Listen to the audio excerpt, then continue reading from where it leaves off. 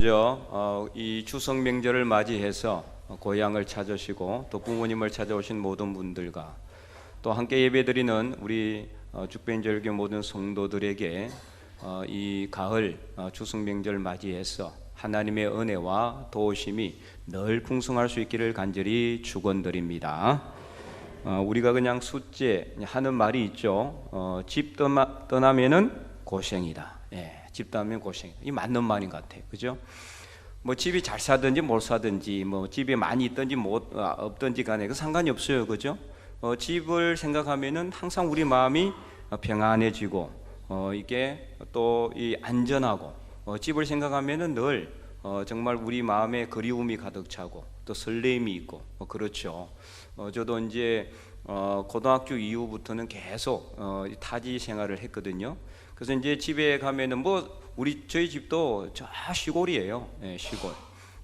경남 하동에서도 저 지리산 밑자락에 정말 별로 있는 것도 없지만은 이제 방학을 맞이하거나 아니면 또 이제 추석 명절이나 설 명절 맞이해서 집에 가게 되면은 늘 마음이 그리운 거예요. 마음이 막 설레고 집에 가도 별 거 없어요.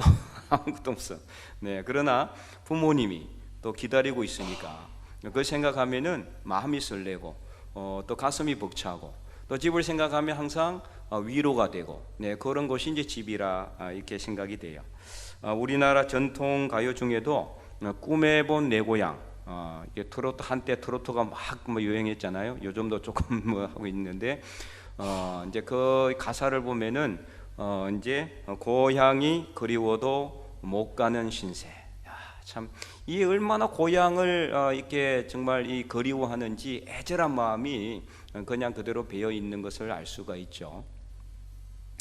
그래서 이제 창세기 50장에도 보면은요, 이 머나먼 타국 땅 이 애굽에서 이제 이 파란만장한 삶을 살았잖아요. 요셉이 파란만장한 삶을 살고 그 다음에 이제 마지막에는 이 애굽에서 총리가 되었고 총리로서의 삶을 마감하고 그는 거기서 죽었습니다. 그가 죽으면서 뭘 유언합니까? 자기 형제들에게 나중에 너희들이 이 가나안 땅으로 다시 가게 되면은 내 해골을 가지고 가라. 자기 유골을 가지고 가라. 그만큼 요셉은 고향을 그리워했어요. 물론 가나안 땅이니까 태어난 곳은 아닙니다만은 그러나 어쨌든 간에 그의 영적인 고향이죠. 아버지가 계속 살았던 곳이었고 이처럼 이 하나님의 모든 피조물들은 다 고향을 그리워하는 것 같아요. 짐승도 죽으면은 머리를 자기 태어난 곳으로 향한다 그러잖아요. 이제 또 희귀성 이제 회귀성 이제 물고기들 같은 그 경우에 보면은요 이제 연어라든지 또 언어 같은 경우에 어디로 갑니까? 자기가 처음에 태어났던 곳으로 갑니다. 그래서 바다에서 이 강을 거슬러서 폭포를 거스르고 막 그 자기 몸이 다 상해도 상관없어요. 자기 태어났던 곳으로 가는 거예요. 거기 가서 죽습니다. 그리고 이제 거기서 알을 낳죠. 이처럼 하나님의 모든 피조물들은 다 어디로 가게 돼 있느냐? 원래 태어났던 본향 아버지 집으로 가게 돼 있는 것이 하나님의 모든 피조물들의 본성이다. 이것을 바로 기향의 영성이라고 합니다. 오늘 설교의 제목이기도 합니다. 그러면 오늘 우리도 돌아가야 될 본향이 있다. 그것은 바로 아버지 집이에요. 아버지 집. 그래서 육신의 고향도 중요하지만 우리가 원래 왔던 곳 바로 아버지 집 본향으로 돌아가서 풍요로운 안식과 진정한 기쁨과 행복을 누릴 수 있기를 간절히 축원드립니다. 오늘 본문은 이제 우리가 예전에 한번 한없는 하나님의 사랑이라는 제하로 제가 이 본문을 가지고 말씀을 전한 적도 있어요. 주일 예배 때에. 오늘은 이제 이렇게 주제를 다르게 해서 이제 고향으로 찾아가는 자기 아버지 집으로 찾아가는 둘째 아들을 통해서 우리가 이제 은혜를 받고자 하는데요. 이 둘째 아들이 아버지에게 이제 자기 재산을 달라 그렇게 요구를 하죠. 그리고 타국에 가서 허랑방탕하게 다 써버리고 난 후에야 이제 자신의 잘못을 깨닫게 되는 거예요. 그리고 이제 본향 아버지 집으로 돌아가는 내용이 기록되어 있습니다. 우리가 오늘 읽었잖아요. 요한복음에도 보면은 예수님께서 계속 아버지 집으로 간다. 자기가 이렇게 이제 말씀을 하니까 제자들이 이해를 못해요. 듣는 사람들도 그렇고 혹시 뭐 어디 딴 데로 어디 갈 곳이 있는가 이렇게 생각하기도 했죠. 그래서 이제 요한복음 7장 33절에 보면은 이제 이렇게 기록되어 있습니다. 예수께서 이르시되 내가 너희와 함께 조금 더 있다가 나를 보내신 이에게로 돌아가겠노라. 어디론가 간다는 거예요. 34절에도 이렇게 기록되어 있어요. 너희가 34절도 띄워주시기 바랍니다. 너희가 나를 찾아도 만나지 못할 터요. 나 있는 곳에 오지도 못하리라. 이렇게 이제 말씀해요. 그래서 상당히 듣는 사람들은 어디로 간다는 소린가? 어디 뭐 정해진 곳이 있는데 있는 곳에 오지도 못한다고 하니까 자살한다고 하는가? 이렇게 이제 듣는 사람들은 그렇게 오해를 했어요. 여기서 예수님께서 가신다고 하시는 곳은 뭐 비행기 타고 기차 타고 버스 타고 가는 그런 곳이 아니에요. 장소적 개념, 위치적 개념이 아니라 하나님과 함께 있는 아버지 집, 천국, 바로 그곳을 이야기하는 거예요. 그래서 이제 이곳은 지리적 개념이나 장소적 개념이 아니라 영적 개념의 아버지 집, 그곳으로 간다라고 말씀하고 있는 거죠. 요한복음 14장에도 그래서 예수님께서 이 본향에 대해서 이렇게 말씀을 하고 있어요. 1절에서 3절까지 보면은 이렇게 기록이 되어 있습니다. 너희는 마음에 근심하지 말라. 하나님을 믿으니 또 나를 믿으라. 내 아버지 집에 거할 곳이 많도다. 아버지 집. 그런데 아버지 집이 있다라는 거죠. 그래서 그렇지 않으면 너희에게 일러서리라. 내가 너희를 위하여 거처를 예비하러 간다 그랬어요. 거처.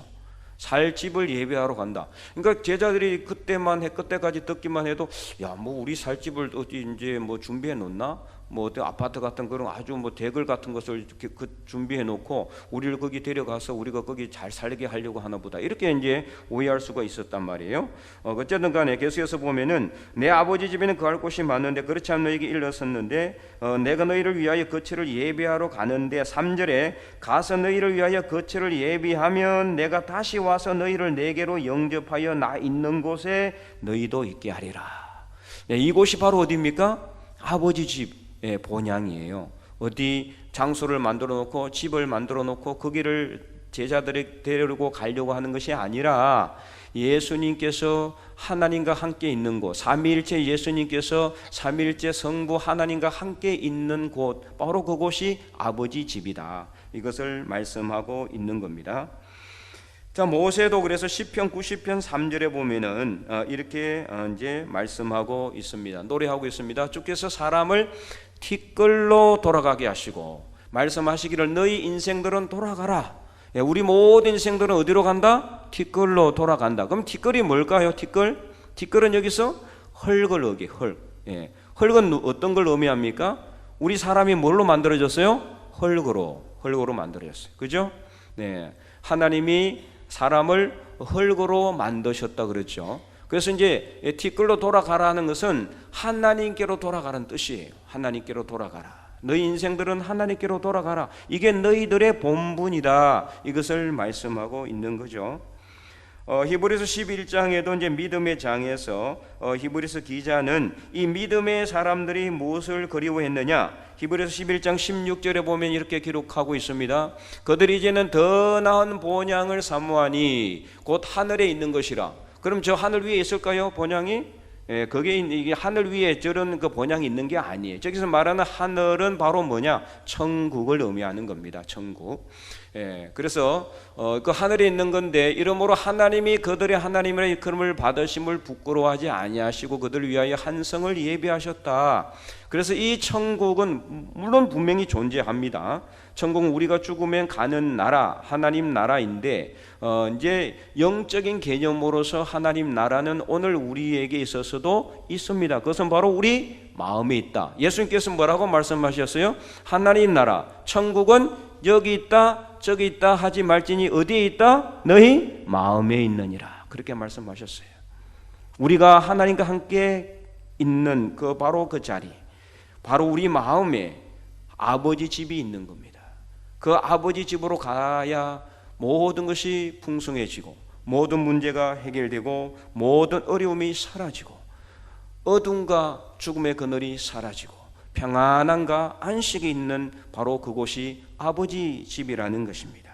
그러므로 우리 인생들이 이 본향을 사모하는 것, 바로 이것이 본성이고 본향으로 가고자 몸부림치는 삶, 바로 이것이 기향의 영성의 삶이에요. 오늘날 교회가 많은 문제들이 있잖아요. 심각합니다. 유럽 교회 같은 경우는 이미 거의 무너질 대로 무너졌어요. 미국도 마찬가지예요. 동성애자들이 목회자가 되는 시대가 지금 미국입니다. 우리나라도 별반 다를 바 없이 지금 가고 있습니다. 차별금지법, 그 다음에 성평등 가족부, 다 동성애를 갖다가 허용하는 법적 장치들입니다. 지금 이것이 진행되고 있잖아요. 좀 더 가다가는, 그리고 일부 상당히 많은, 정말 제가 놀랐는데 많은 목회자들이 이 동성애에 대해서 상당히 옹호적인, 그래서 구약에서 말하는 동성애는 지금 우리가 말하고 있는 동성애가 아니다, 이런 식으로 자기 마음대로 해석을 하고 있어요. 상당히 많은 목회자들이. 심각한 상황입니다. 교인들이 그렇게 생각한다면 모르지만 이 목회자들조차도 그렇게 지금 이게 하나님의 말씀을 자기 마음대로 재단하고 난도질하고 있는 이런 시대에 우리는 살아가고 있어요. 물론 우리가 동성애자들 미워해서는 안 됩니다. 그죠?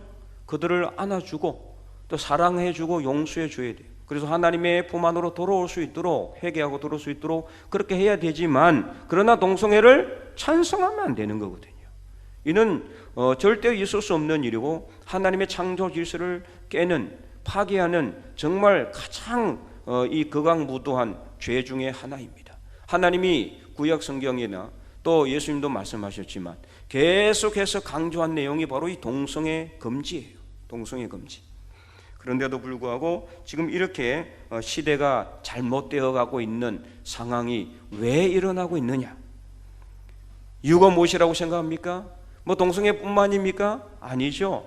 수많은 범죄들이, 또 많은 목회자들이, 교인들이 불법을 저지르고 또 이 부정부패, 또 여러 가지 정말 좋지 않은 범죄에 연루되는 그런 상황들을 보면은 정말 심각한 위기 상황에 있는데도 불구하고 전혀 인식하지 않는 그런 시대에 우리는 살아가고 있다.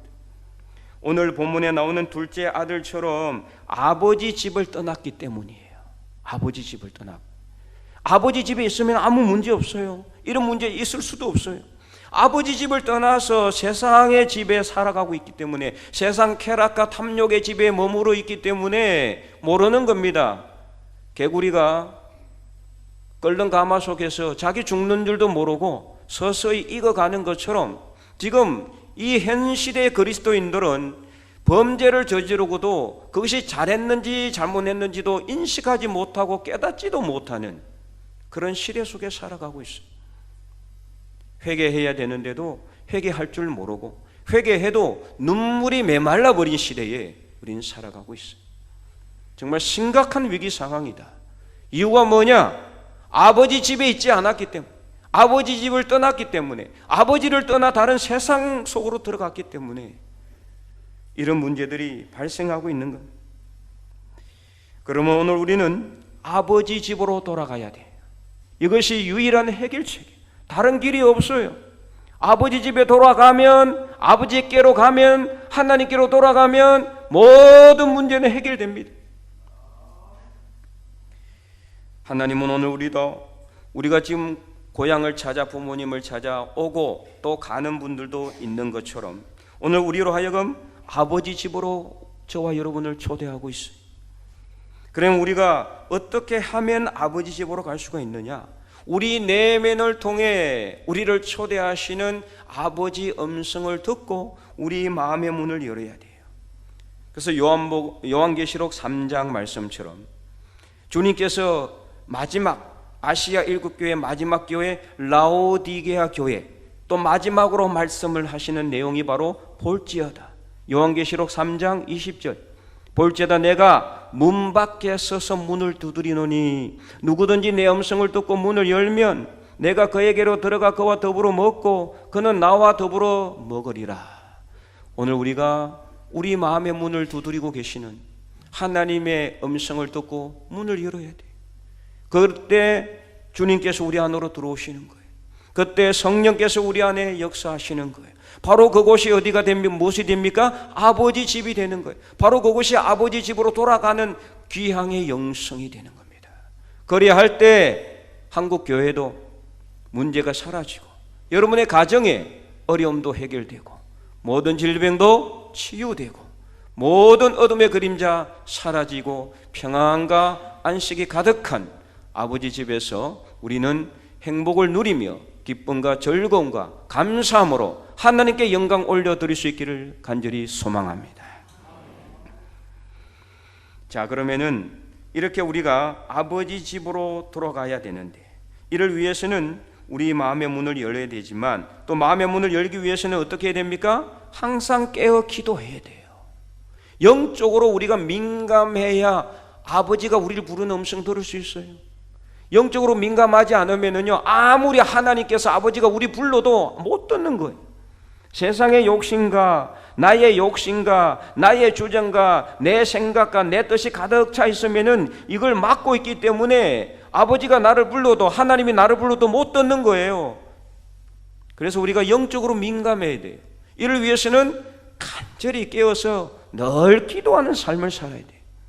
그리고 이 생명의 말씀을 부지런히 읽고 쓰고 묵상해서 말씀 안에서 우리에게 말씀하시는 이 성경이 우리에게 말씀하시는 하나님의 음성을 우리가 들어야 되는 거예요. 그래서 이렇게 깊은 영적인 교제를 통해 하나님과의 통로가 열리게 되면은 우리는 늘 아버지 집에 거하게 되는 것입니다. 그럴 때 우리는 아버지 집에서 평안과 안식을 누릴 수 있게 되는 거예요. 그러면 도대체 아버지 집이 구체적으로 어떤 집이기 때문이기에 우리를 이렇게 끊임없이 초대하고 있는가? 구약 성경 보면요 끊임없이 하나님은 돌아오라, 예레미야서도 이사야도 호세아도 여전히 수많은 선지자들이 이 말씀을 전할 때 너희는 하나님께로 돌아오라, 하나님께 이것을 끊임없이 강조했어요. 예수님도 오늘 이 누가복음 15장 둘째 아들, 집 나간 둘째 아들 비유를 통해서 아버지께로 돌아와야 된다는 것을 강조하고 있잖아요. 이유가 무엇일까? 자, 오늘 본문을 통해서 그 이유를 우리가 생각해 보기를 원하는데, 첫째는 아버지 집은 어떤 집이냐? 풍요의 집입니다. 풍요의 집. 자, 풍요라는 건 뭡니까? 모든 것이 풍성하다는 뜻이죠. 이것은 무슨 뜻이냐? 내 중심의 삶에서 아버지 중심, 하나님의 중심의 삶으로 변화의 영성이에요. 그래서 17절 말씀을 한번 보시기 바랍니다. 이에 스스로 돌이켜 이르되 내 아버지에게는 양식이 풍족한 품꾼이 얼마나 많은가, 나는 여기서 줄여 죽는구나. 자, 지금까지 둘째 아들의 삶의 중심은 누구였어요? 자기 자신이었어요. 그렇잖아요. 내 마음대로 내 뜻대로 아버지한테 당돌하게 가지고 내 재산 줘요. 그걸 주니까 그 재산 다 가지고 아버지하고는 일절 상의도 안 하고 집 나가버렸어요. 자기 평소에 아마 이렇게 동경했던 곳이 있었나 보죠. 먼 나라 타국에 가가지고 그 재산을 다 허랑방탕하게, 나중에 첫째 아들과 아버지 대화를 보면은 창기와 더불어 다 탕진했다 그랬어요. 그러고 나서 먹을 것이 없어서 굶어 죽을 판에 이르렀어요. 마침 또 그 나라에 흉년이 들어가지고 오늘 본문에 나오죠. 먹을 것이 없으니까 한 사람의 집에 붙여 사는데 그 사람이 이 둘째 아들을 들에 나가 돼지를 치게 하는데 돼지가 먹는 지엄 나무 열매도 주는 사람이 없어서 굶어 죽을 판에 이르렀다. 이때까지 둘째 아들의 삶의 중심은 누구예요? 아버지가 아니라 자기였어요. 내가 내 마음대로, 내 뜻대로, 내 생각대로, 내 주장대로, 내 욕심대로 내가 모든 거 다 하는 거예요. 내가 다 가지고 있었는. 그러나 이제는 다 없어지니까 이제는 누구를 생각하고 있어요? 아버지를 생각하고 있어요. 내 아버지 집에는, 내 아버지에게는 양식이 풍족한 품꾼이 얼마나 많은가. 우리 아버지 집에는 품꾼들도 양식이 풍족하다. 그러면 아버지는 얼마나 많은 걸 가지고 있겠어요? 다 가지고 있는 거죠. 아버지 집에는 부족함이 없어요. 결핍함이 없어요. 모든 것이 풍성해요. 그래서 이 아버지 집은 풍요의 집이다. 다 있습니다. 물질이 있고 이렇게 뭔가 있어서가 있는 것이 아니라 아버지는 아버지 자신, 우리에게 모든 것을 다 주시는, 아낌없이 쏟아내 주시는, 쏟아부어 주시는 그런 사랑이기 때문에 모든 것이 풍성한 것입니다. 그래서 아버지 집으로 돌아가면 부족함이 없는 거예요. 결핍을 느끼지 못해요. 부족함을 느끼지 않아요. 아버지 집으로 돌아가야 됩니다. 그럴 때 우리는 모든 것을 다 회복할 수가 있어요. 부족하고 결핍했던 것들이 채워지게 되는 겁니다. 아버지 집에 있을 때에는, 그 전에 이 아들은 아버지 집에 있을 때는 다 누리고 있었는데도 전혀 깨닫지 못했어요. 그것이 얼마나 감사한 일인지, 얼마나 좋은 일인지, 얼마나 풍족한지를 몰랐어요. 그러나 이제 머나먼 나라에 가서 다 써버리고 다 부족해지니까 그때야 자기가 그 전에 누렸던, 아버지에게서 누렸던 모든 것이 얼마나 감사하고 얼마나 풍요로운 것인가를 깨닫지를 못, 이제는 깨닫게 되는 거죠. 오늘 우리도 마찬가지입니다. 여러분, 지금 하나님이 이것저것 다 주시니까 여러분이 이거 정말 얼마나 감사한지 이거 깨닫지 못하면 안 돼요. 지금 여러분이 누리고 있는 거 감사하시기 바랍니다. 하나님이 주시는 거 감사하게 생각하셔야 돼요. 풍요로운 하나님의 그 도움의 손길을 우리가 감사하고 하나님을 찬양할 수 있어야 돼요. 이거 누리지 못하고 이거 감사하지 못하고 깨닫지 못하면은 다 잃어버릴 때가 와요. 이것저것 다 잃어버리고 재산 다 날리고 집 다 날리고 그때서야 그때 아버지가 하나님이 내게 주시는 것이 얼마나 감사한지를 그때서야 깨닫게, 그때까지 가면 안 되는 거예요. 그러니까 둘째 아들처럼 돼서는 안 되는 거란 말이에요. 이 하나님이 말씀이 우리에게 주는 교훈은 뭐냐? 이렇게까지 하지 말라는 거. 그래서 우리는 아버지 집을 절대 떠나지 마시기 바랍니다. 아버지 집에서 풍요를 누리고 풍성함을 누리는 저와 여러분의 삶이 되시기를 간절히 축원드립니다.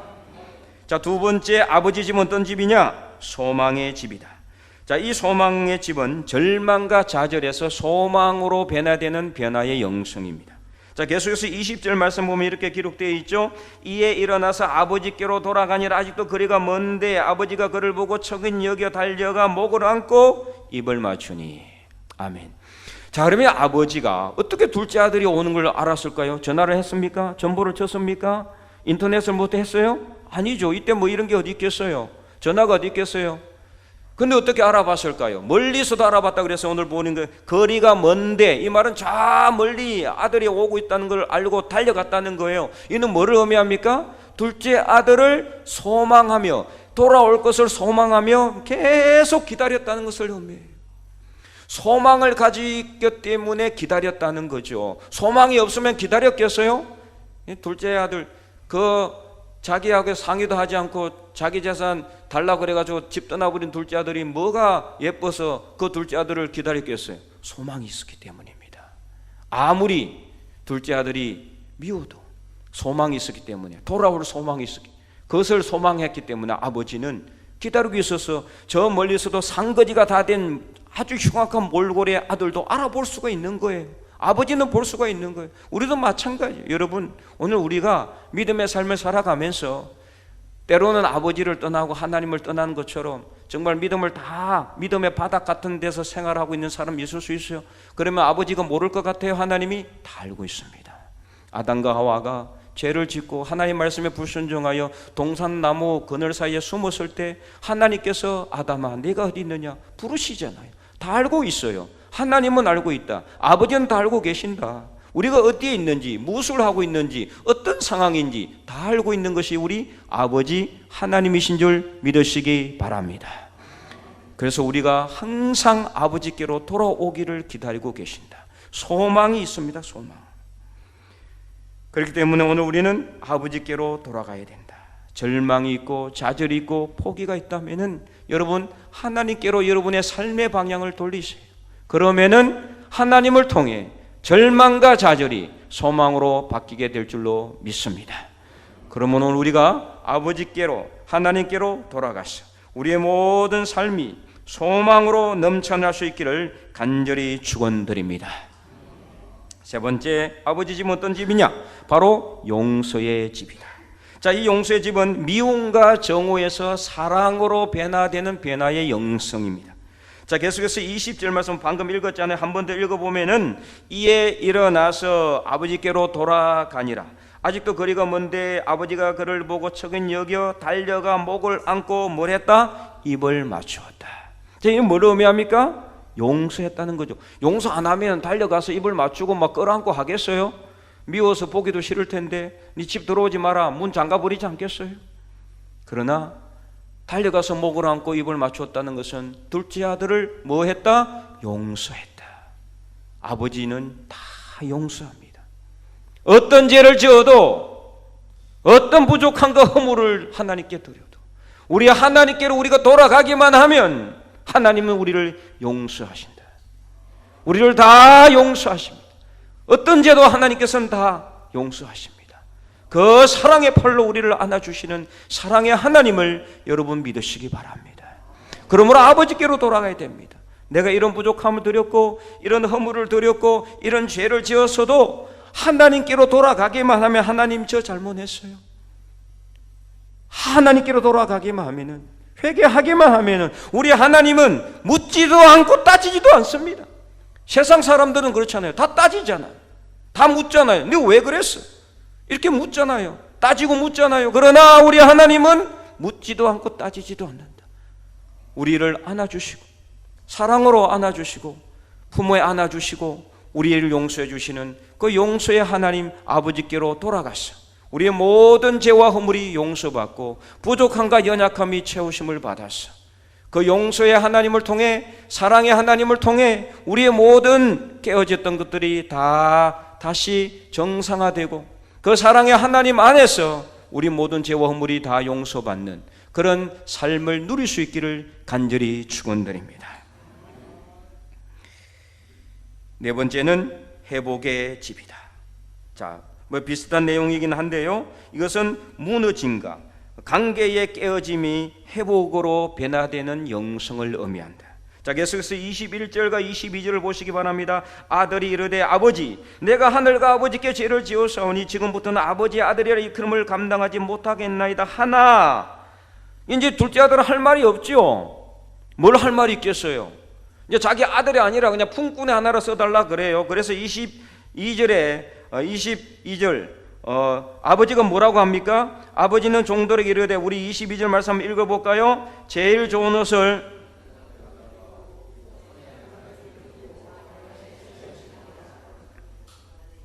뭐 누구는 읽고 누구는 안 읽고 그냥 자 22절 시작. 아버지는 종들에게 이르되 제일 좋은 옷을 입히고 손에 가락지를 끼우고 발에 신을 신기라. 아멘. 네, 자 여기서 옷을 입히고 가락지를 끼우고 발에 신을 신기라는 이건 뭔 뜻이에요? 자 이거는 다 용서했을 뿐만 아니라 회복을 의미한다. 회복을 의미한다. 특별히 이제 가락지는 당시 이 가락지는 뭘 의미하느냐? 어떤 건의를 상징하는 거예요. 특별히 아버지가 아들에게 가락지를 주는 것은 뭐냐면 아들의 자격을 인정한다는 뜻이에요. 그래서 당시에 아버지가 아들에게 가락지를 주는 그런 간섭이 있었다는 거예요. 그러니까 둘째 아들도 가락지가 원래는 있었겠어요? 없었겠어요? 있었죠. 그런데 돈 다 써버리고 이제는 뭐까지 팔아먹었다? 가락지도 다 팔아먹었죠. 예, 다 팔아먹었어요. 이처럼요 오늘 우리 하나님과 우리의 관계는 어떤 거냐? 우리가 다 팔아먹어. 하나님께서 우리에게 주신 은혜, 하나님께서 우리에게 주신 놀라운 도움의 손길, 모든 것 우리가 다 팔아먹는 거예요. 하나님은 절대로 그렇지 않아요. 하나님은 다 주셨어요. 하나님은 다 제공하셨어요. 하나님은 오늘도 은혜를 주시고 내가 모르는 사람을 통해서 나에게 도움을 손길을 주시는데 우리가 먼저 하나님과 관계를 깨는 거예요. 우리는 하나님과의 언약의 백성인데도 하나님은 절대로 우리에게 우리의 언약을 깨지 않아요. 우리에게 언약을 깨지 않아요. 우리가 깨는 거예요. 하나님을 떠나고 죄도 짓고 허물도 드리고 부족함도 드리고 연약함도 드리고 때로는 하나님을 원망하기도 하고 믿음의 바닥까지 내려가서 예배도 안 나오고 이제 나는 안 믿을란다 막 그렇게 한 것. 둘째 아들처럼 아버지는 그럼에도 불구하고 전혀 요동하지 않았어요. 묻지도 않고 따지지도 않고 아들이 돌아오니까 가락지를 끼우라. 이는 뭡니까? 둘째 아들의 자격을 회복시켜 주는 거예요. 너 왜 그랬어? 너 왜 나하고 상의 한마디도 없이 집 나갔어? 안 물었어요. 물어보지도 않았어요. 그냥 옷을 갈아입히고 새 옷을 갈아입히는 거예요. 하나님이 이처럼 우리에게 새 옷을 주시는 분이에요. 헌옷 주시지 않아요. 째째하게 헌옷 주고 다 떨어진 옷 주지 않아요. 새 옷을 주시는 하나님, 그리고 가락지를 끼워주시고 아들로서의 근위를 회복시켜 주시는 하나님, 신의 신발을 신겨서 모든 관계를 다 회복시키시는 하나님, 바로 그 하나님이 우리 아버지이신 줄 믿으시기 바랍니다. 그래서 호세아서 6장 1절과 2절에 보면은 이렇게 기록되어 있습니다. 오라 우리가 여호와께로 돌아가자. 여호와께서 우리를 찢으셨으나 도로 낫게 하실 것이요 우리를 치셨으나 싸매어 주실 것입니다. 여호와께서 이틀 후에 우리를 살리시며 셋째 날에 우리를 일으키시리니 우리가 그의 앞에서 살리라. 아멘. 하나님은 이러신 분입니다. 아무리 우리가 찢어지고 깨어지고 넘어지고 그래서 몰골이 흉황하게 다 모든 것이 상해도 아버지께로 돌아가기만 하면 하나님은 다 고쳐주시고 회복시켜주시고 관계를 정상화시켜 주시는 분이 우리 하나님 아버지입니다. 그럼 우리가 하나님께로 돌아가기만 하면은 모든 문제가 다 해결되는 겁니다. 그래서 오늘 우리가 아버지 집으로 가면은 우리 마음의 상처도 회복되고 깨어진 관계도 회복되고 무너진 것들이 바로 세워지는 놀라운 역사를 경험하는 저와 여러분이 될 수 있기를 간절히 축원드립니다. 자, 마지막으로 아버지 집 어떤 집이냐? 기쁨의 집입니다. 기쁨의 집. 이는 슬픔과 고통에서 기쁨으로의 변화의 영성을 의미한다. 자, 계속해서 23절과 24절을 보면은 그리고 살찐 송아지를 끌어다가 잡으라 우리가 먹고 즐기자. 그 이유는 무엇입니까? 24절 우리 큰 목사님 읽어봅니다. 이 내 아들은